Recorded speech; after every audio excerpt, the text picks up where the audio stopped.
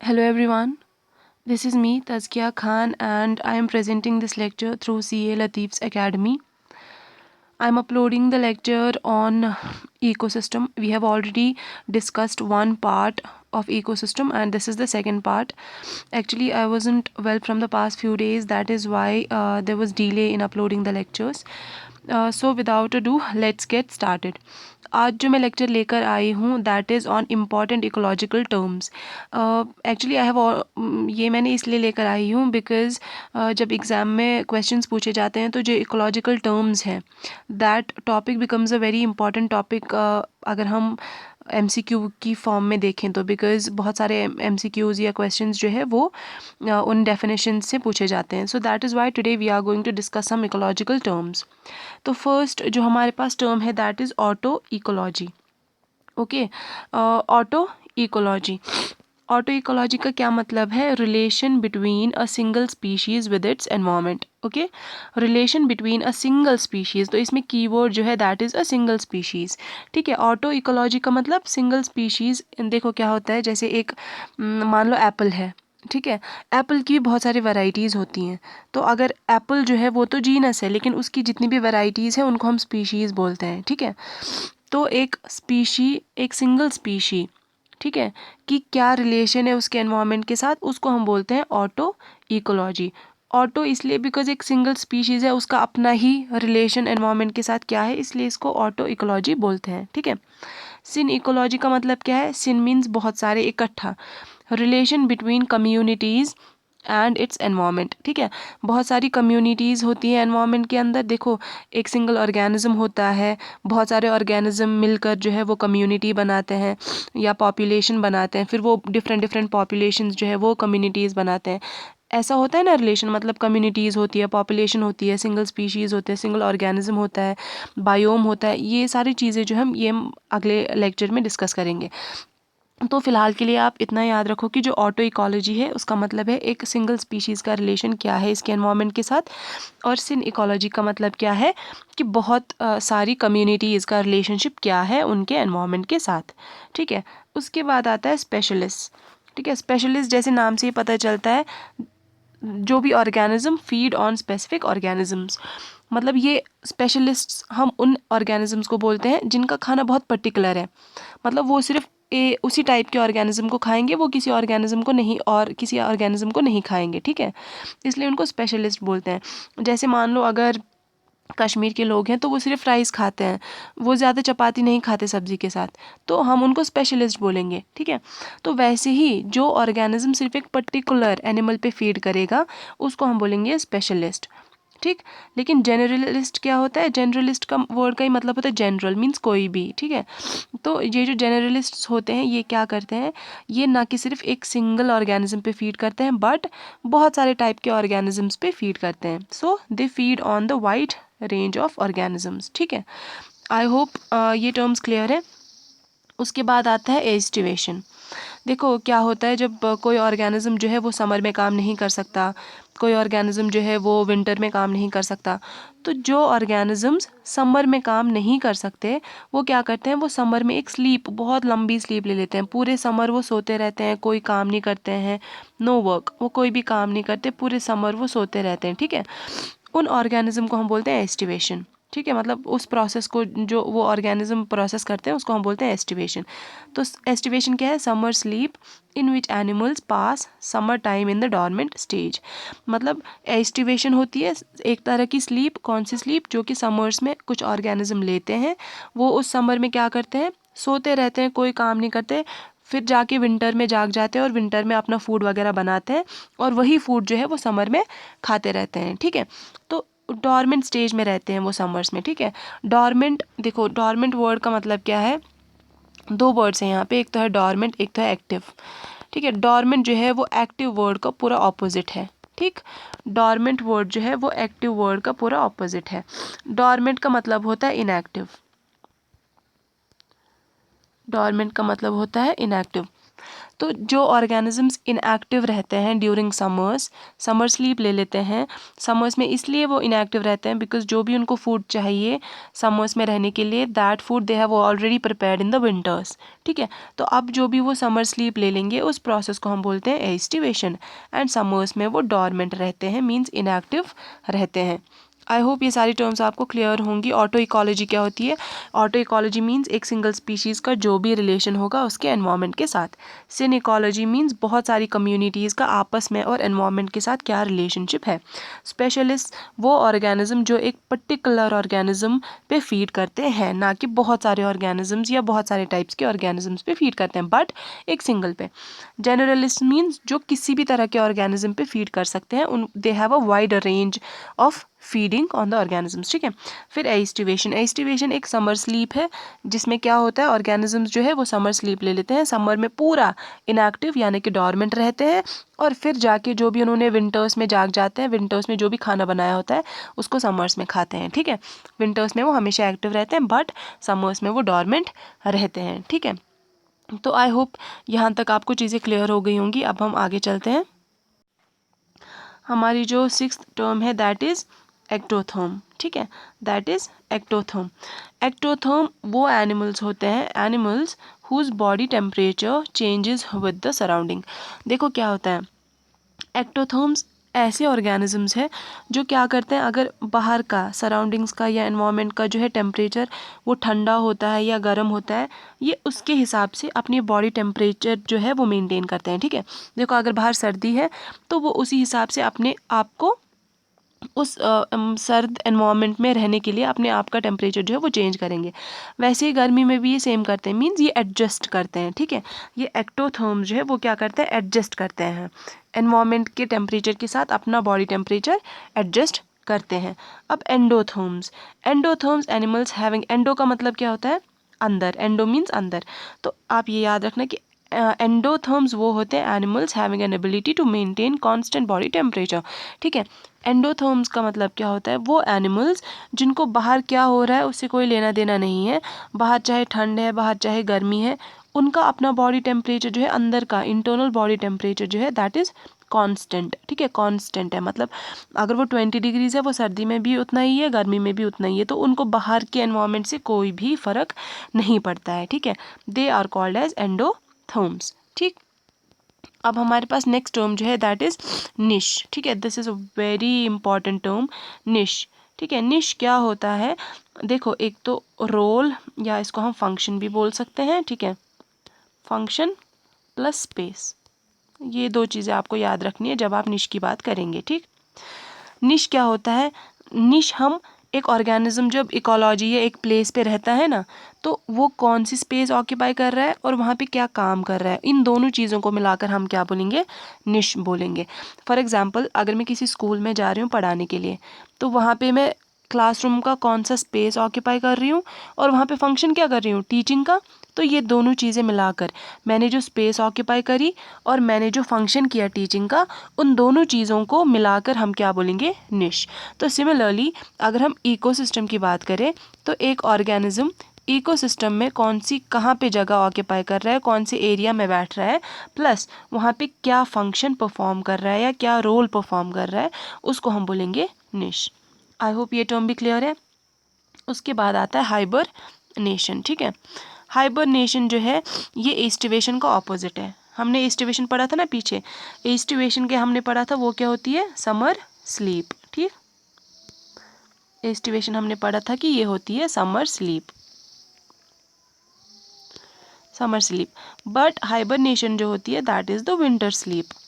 Aestivation में क्या होता था, एस्टिवेशन में समर्स में जो ऑर्गेनिजम्स होते थे वो रेस्ट करते थे और विंटर्स में बनाया हुआ खाना ही समर्स में यूज़ करके स्लीप ले लेते थे। यहाँ पे उल्टा है, हाइबरनेशन में क्या होता है, समर्स में एनिमल्स काम करते हैं, बाद में जाके विंटर में क्या करते हैं, सो जाते हैं और विंटर में डॉर्मेंट रहते हैं, कोई एक्टिविटी नहीं करते हैं, और जो समर्स में खाना बनाया होगा वही यूज़ करते हैं कहाँ पे, विंटर्स में। ठीक है, विंटर्स में सोते रहते हैं। ठीक, तो हाइबरनेशन और एस्टिवेशन जो है दोनों क्या है, दोनों वो ऑपोजिट टर्म्स हैं। ठीक, उसके बाद आता है दूसरी टर्म हमारे पास इमिग्रेशन। ठीक है, इमिग्रेशन। ये हमने डेमोग्राफी चैप्टर में भी, जो जीके में है या स्टैटिस्टिक्स में, अगर डेमोग्राफी चैप्टर आपने पढ़ा है तो इमिग्रेशन जो है वहाँ पे भी यूज़ होता है वर्ड इमिग्रेशन। का मतलब क्या होता है, वेट, इमिग्रेशन का मतलब है कितने ऑर्गेनिज्म एंटर कर रहे हैं। ठीक है, इमी मीन्स इन, इन है ना, आप ऐसे रखो, आई एम मीन्स इन कर रहा है कोई, ठीक है, एंटर कर रहा है, कितने ऑर्गेनिज्म एक एरिया में एंटर कर रहे हैं। तो बस number of organisms entering an area is called as immigration. अब इसका उल्टा क्या है, एमिग्रेशन। ठीक है, इसका उल्टा है एमिग्रेशन। ई से क्या है, एग्जिट, आई से इन था ना, आई से इन था, एंटर था, ई से क्या है, exit, means the number of organisms leaving an area. ठीक है, लीविंग, एक एरिया में से कितने ऑर्गेनिजम्स जो है वो बाहर जा रहे हैं, उसको हम बोलेंगे एमिग्रेशन। और इमिग्रेशन, आई एम, इमिग्रेशन क्या बोलेंगे, number of organisms entering a particular area. ठीक है, ये दोनों इमिग्रेशन एंड एमिग्रेशन जो है ये किसके अंडर आते हैं, माइग्रेशन के अंडर। तो माइग्रेशन जो है वो दो तरह की हो सकती है, immigration and emigration. Immigration means enter कितने ऑर्गेनिजम्स कर रहे हैं, एंड एमिग्रेशन मीन्स एग्जिट कितने ऑर्गेनिजम्स कर रहे हैं। आई होप ये टर्म्स जो है वो क्लियर हैं। ठीक है, अब हमारे पास और भी कुछ इम्पॉर्टेंट टर्म्स है जो कि एमसीक्यू की फॉर्म में पूछे जा सकते हैं, जैसे पैरासिटिज्म। ठीक है, पैरासिटिज्म देखो क्या होता है, जब एक ऑर्गेनिज्म जो है, पैरासिटिज्म क्या होता है, जब एक ऑर्गेनिज्म जो है वो किसी और ऑर्गेनिज्म पे डिपेंड रहता है। ठीक है, क्या रहता है, डिपेंड रहता है और किसी ऑर्गेनिज्म पे। ठीक, अब ये ऑर्गेनिज्म जो है इसको हम बोलेंगे होस्ट,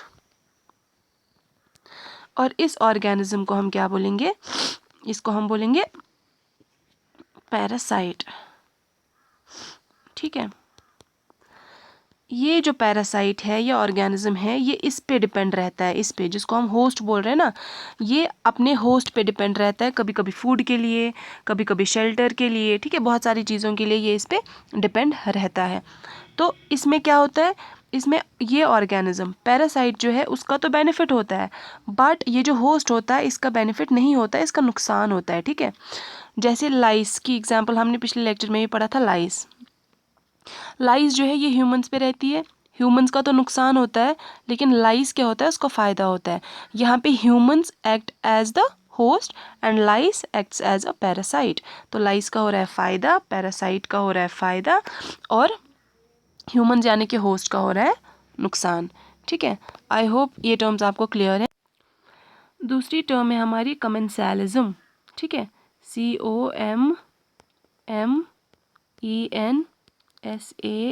COMMENSALISM, कमेंसलिज्म। ठीक है, देखो कमेंसलिज्म में क्या होता है, इसमें one organism benefits without affecting the other. ठीक है, एक ऑर्गेनिज्म जो है, ये ऑर्गेनिज्म जो है ये इस पे फीड करता है, इसको फ़ायदा होता है। ठीक है, और इसको कोई फ़र्क नहीं पड़ता। ठीक है, प्लस और ज़ीरो इंटरेक्शन इसको हम बोलते हैं। ये जो ऑर्गेनिज्म जो इस पे फीड कर रहा है खाने के लिए या शेल्टर के लिए, इसको तो फ़ायदा हो रहा है, लेकिन इसको कोई फ़र्क नहीं पड़ रहा है, इसको बोलते हैं कमेंसलिज्म। पैरासिटिज्म में क्या हो रहा था, एक को फ़ायदा, पैरासाइट को फ़ायदा हो रहा था, होस्ट को नुकसान हो रहा था। ठीक है, बट कमेंसलिज्म में क्या हो रहा है, जो ये वाला ऑर्गेनिज्म है इसको तो फ़ायदा हो रहा है, लेकिन दूसरे ऑर्गेनिज्म को कोई भी फ़र्क नहीं पड़ रहा। ठीक है, ये है कमेंसलिज्म। अब है म्यूचुअलिज्म। म्यूचुअलिज्म जैसे कि वर्ड से ही पता चलता है, इसको भी फ़ायदा होता है, इसको भी फ़ायदा होता है, तो इसको हम प्लस प्लस इंटरेक्शन भी बोलते हैं। उसके बाद है सैप्रोफाइटिज्म। सैप्रोफाइटिज्म क्या होता है, जब डेड मैटर जो होता है ना, जब उस पर कोई ऑर्गेनिज्म फीड करता है उसको हम बोलते हैं सैप्रोफाइटिज्म। ओके, जैसे एग्जांपल है बैक्टीरिया या प्रोटोजोआ, या इसमें हम फंजाई को भी इंक्लूड कर सकते हैं, वो भी डेड डिकेइंग मैटर पे फीड करते हैं। ठीक है, उसके बाद आता है प्रीडेशन। प्रीडेशन जैसे कि हम सबको पता है, इसमें होता है एक प्रीडेटर और दूसरा होता है प्रे। प्रे को क्या होता है नुकसान और प्रीडेटर को क्या होता है फ़ायदा। प्रीडेटर जो है वो अपने प्रे को खाता है, ठीक है, तो इसको तो फ़ायदा होता है, इसको होता है नुकसान, तो इसको हम प्लस माइनस इंटरैक्शन भी बोलते हैं। ठीक, I hope this is also clear. तो predator prey organism that hunts and prey is the organism that is hunted. ठीक है, तो प्रीडेशन में क्या होता है, प्रीडेटर और प्रे के बीच में इंटरैक्शन होती है। प्रीडेटर क्या होता है, प्रीडेटर वो ऑर्गेनिज्म होता है दैट हंट्स, जो हंट करता है, जो किसी को मारता है। प्रे क्या होता है, organism that is hunted. Prey वो ऑर्गेनिज्म होता है जिसको मारा जाता है, जैसे कि पिछले में बताया था आपको मैंने इजी करके, प्रीडेशन था, प्रीडेटर था और प्रे था। ठीक, ये मरेगा तो इसको नुकसान होगा, ये मारेगा इसको, इसको फ़ायदा होगा, क्योंकि ये इस पर फीड करेगा, ये मरेगा और इसको फ़ायदा हो जाएगा। ठीक, आई होप ये भी आपको क्लियर है। एंड में मैं आपको थोड़ा सा और रिवाइज करवा दूंगी। उसके बाद है कंपटीशन। देखो कंपटीशन में क्या होता है, दो ऑर्गेनिजम्स होते हैं, ऑर्गेनिज्म वन, ये ऑर्गेनिज्म पहला है, ये ऑर्गेनिज्म दूसरा है। ये दोनों एक ही एरिया में रह रहे हैं, ठीक है, एक ही एरिया में ये लोग रह रहे हैं। ये क्या करता है, ये इसको एलिमिनेट करने की कोशिश करता है। वैसे तो ये इसी पे डिपेंडेंट है, ठीक है, तो ये क्या करेगा, ये वाला ऑर्गेनिज्म जो है, ये ऑर्गेनिज्म वन जो है वो ऑर्गेनिज्म टू को खाएगा, ठीक है, क्योंकि ऑर्गेनिज्म टू जो है वो ऑर्गेनिज्म वन का खाना है। तो ऑर्गेनिज्म वन खाता रहेगा ऑर्गेनिज्म टू को। एक टाइम ऐसा आएगा जब ऑर्गेनिज्म टू जो है बिल्कुल ही ख़त्म हो जाएगा। तो अब ऑर्गेनिज्म वन क्या करेगा, इसके पास खाने के लिए कुछ नहीं है, अब तो ऑर्गेनिज्म टू को इसने खा भी लिया, तो ये अपने ही पैर पे कुल्हाड़ी मारता है, क्योंकि ऑर्गेनिज्म टू को खाता रहता है, इतनी स्पीड के साथ खाता रहता है। एक टाइम ऐसा आता है कि ऑर्गेनिज्म टू ख़त्म हो जाता है। अब क्या करेगा, ऑर्गेनिज्म वन के पास खाने के लिए कुछ नहीं है, तो ये भी मरेगा, ठीक है, ये भी मरेगा, बिकॉज इसके पास खाने के लिए कुछ नहीं है, भूख के मारे ये भी मरेगा। ठीक है, तो कंपटीशन में पहले तो एक ऑर्गेनिज्म को फ़ायदा हो रहा था क्योंकि वो दूसरे ऑर्गेनिज्म पे फीड कर रहा था, लेकिन एक टाइम ऐसा आया जब ये दोनों ही ऑर्गेनिज्म मर गए। ठीक है, उसके बाद है अमेंसालिज्म। अमेंसालिज्म एक ऐसी इंटरैक्शन है जिसमें एक को क्या हो रहा है, एक को फ़ायदा हो रहा है, एक को कुछ नहीं हो रहा और एक को नुकसान हो रहा है। वेट, देखो कमेंसालिज्म क्या था, एक को फ़ायदा हो रहा था और एक को कोई भी फ़र्क नहीं पड़ रहा है। यहाँ पे क्या हो रहा है, एक को नुकसान हो रहा है, एक को कोई भी फ़र्क नहीं पड़ रहा है। ठीक है, ये अमेंसालिज्म है और ये कमेंसालिज्म है। ठीक है, अमेंसालिज्म में क्या होगा, एक को नुकसान होगा, दूसरे को कोई फ़र्क नहीं पड़ेगा। कमेंसालिज्म में क्या होगा, एक को फ़ायदा होगा, दूसरे को कोई फ़र्क नहीं पड़ेगा। ठीक, अब है एपीफाइट। एपीफाइट एक ऐसा ऑर्गेनिज्म होता है जो दूसरे ऑर्गेनिज्म पे ग्रो करता है। ठीक है, जैसे कस्कूटा, कस्कूटा का दूसरा नाम क्या है, अमरबेल। ठीक है, ठीक, अमरबेल। तो एपीफाइट होता है, एपी का मतलब होता है ऊपर, फाइट होता है प्लांट, तो किसी प्लांट के ऊपर जो ग्रो करेगा उसको हम बोलते हैं epiphyte. Plant that grows on another plant for support but not for food. ठीक है, ये खाने वाने के लिए नहीं करता है दूसरे प्लांट पे ग्रो, ये अपने शेल्टर के लिए या सपोर्ट के लिए, ठीक है, दूसरे प्लांट के ऊपर ग्रो करता है। ठीक, देखो अब हम एक बार ये सारी टर्म्स जो है इनको एक एक करके डिस्कस करते हैं। सबसे पहले पैरासिटिज्म था। पैरासिटिज्म में पैरासाइट होता था और होस्ट होता था। पैरासाइट को फ़ायदा होता था, होस्ट को होता था नुकसान। ठीक है, ये था पैरासाइट, ये था होस्ट। पैरासाइट को फ़ायदा हो रहा था, होस्ट को हो रहा था नुकसान। अच्छा, उसके बाद है हमारे पास कमेंसालिज्म। कमेंसालिज्म में क्या होता था, ये एक ऑर्गेनिज्म होता था, ये दूसरा ऑर्गेनिज्म होता था। ठीक, इस ऑर्गेनिज्म को फ़ायदा हो रहा था, इस ऑर्गेनिज्म को कोई भी नुकसान नहीं हो रहा था। ये ऑर्गेनिज्म इस पे डिपेंडेंट था लेकिन इसको पता ही नहीं है, इसको कोई नुकसान ही नहीं हो रहा है, लेकिन ये अपना फ़ायदा ले रहा है इस ऑर्गेनिज्म से। ये था कमेंसालिज्म। ठीक, अच्छा, तो अमेंसालिज्म क्या था, अमेंसालिज्म इसी का उल्टा था, ये वाले को नुकसान हो रहा था, इसको कोई भी फ़र्क नहीं पड़ रहा था। ठीक, ये इसमें क्या होता है, ये ऑर्गेनिज्म जो है ये ऐसा कोई केमिकल रिलीज़ कर देता है जिसकी वजह से ये मर जाता है। ठीक है, इसने केमिकल इसलिए नहीं रिलीज़ किया कि ये मर जाए, इसने ऐसे, ये इसका फंक्शन है, तो उसने उसका एक अपना बायोलॉजिकल प्रोसेस है, उसने कुछ केमिकल रिलीज़ किया लेकिन दूसरे ऑर्गेनिज्म को उसकी वजह से नुकसान हुआ। इसको तो कोई फ़र्क नहीं पड़ा, इसको नुकसान हुआ। ये है अमेंसालिज्म। ठीक, ये है अमेंसालिज्म। उसके बाद है म्यूचुअलिज्म। म्यूचुअलिज्म में जैसे मैंने बताया था, ऑर्गेनिज्म इसको भी फ़ायदा हो रहा होगा, इसका भी फ़ायदा हो रहा होगा। ठीक है, म्यूचुअल इंटरेक्शन है। अच्छा, उसके बाद है हमारे पास सैप्रोफाइटिज्म। वो तो हमने बताया था, जब डेड डिकेइंग मैटर पे बैक्टीरिया, प्रोटोजोआ या एल्गी जो है वो फीड करेगा। ठीक है, या एल्गी फीड करेगा। ठीक, उसके बाद आता है हमारे पास प्रिडेशन। प्रिडेशन में हमें पता ही है, प्रीडेटर एंड प्रे का इंटरेक्शन होता था। प्रीडेटर एंड प्रे का इंटरेक्शन होता था। प्रे का होता था नुकसान, प्रीडेटर का होता था फ़ायदा। ठीक, उसके बाद कंपटीशन, जैसे मैंने बताया, ऑर्गेनिज्म 1 होगा, ऑर्गेनिज्म 2 होगा। ठीक, ये इसको खाएगा, इसको फ़ायदा हो रहा होगा इनिशियली, लेकिन बाद में ऐसा टाइम आएगा जब ये ख़त्म हो जाएगा तो इसको भी बाद में नुकसान हो जाएगा। ठीक, अच्छा, अब हमारे पास एमेंसालिज्म को हम ऑलरेडी डिस्कस कर चुके हैं। एपीफाइट क्या होता है? जो प्लांट्स किसी और पे ग्रो करते हैं, फूड के लिए नहीं, फूड के लिए नहीं, सपोर्ट के लिए। ठीक है, उनको हम बोलते हैं एपीफाइट। और एग्जाम्पल इसकी मैंने दी थी आपको, कस्कुटा या अमरबेल भी उसको हम बोलते हैं, कस्कुटा, कस्कुटा या उसको हम बोलते हैं अमरबेल।